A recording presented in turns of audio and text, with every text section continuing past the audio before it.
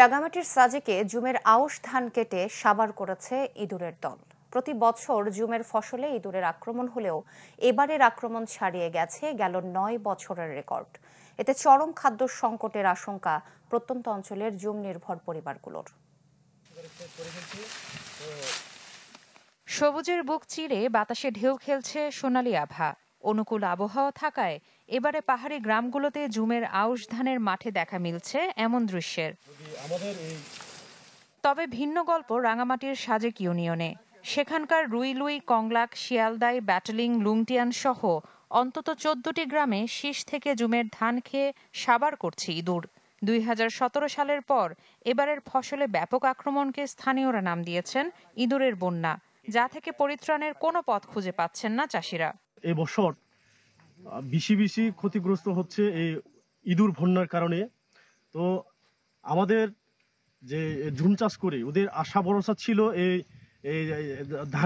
ধানের উপরে ভরসা ছিল। ধান উর্বর হলে সেই ক্ষেত্রে আমরা বাচ্চাদেরকে লেখাপড়া করাতে পারি, কিন্তু এই বছর আমাদের ধানের যে ক্ষয়ক্ষতির পরিমাণটা বেশি। আমার ৩ নারী জায়গা এখনো পাকছে, তারপরে কাটতে পারবো কিনা। মানুষের তো সব এরকমই অবস্থা, ইন্দুর খাইয়া শেষ করে জুম করে ইন্দুর খাই ফেলে।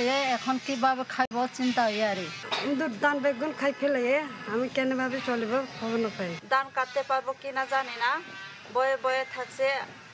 এখনো একটু পাকছে, কিন্তু এখনো খাই ইঁদুর। তবে কৃষি সম্প্রসারণ অধিদপ্তর বলছে এবছর জুমের মোট ফসলের মাত্র ৩% ইঁদুরের আক্রমণে ক্ষতি হওয়ার তথ্য এসেছে মাঠ পর্যায় থেকে। তাই কৃষকদের প্রণোদনা দেওয়ার কোনো উদ্যোগ নেই তাদের। আমরা জেলার থেকে একটা তালিকা প্রণয়ন করেছি এবং ক্ষতির যে পরিমাণ সেটাও আমরা অ্যাসেসমেন্ট করেছি। আমরা দেখেছি যে আক্রমণের পরিমাণ খুব বেশি নয়, যার জন্য আমাদের প্রণোদনার জন্য আমরা মন্ত্রণালয়ে আপাতত এবার লিখিনি।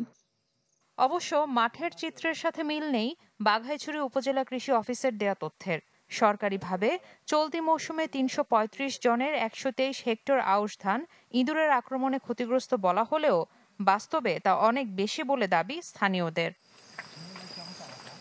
Desk report, channel 24।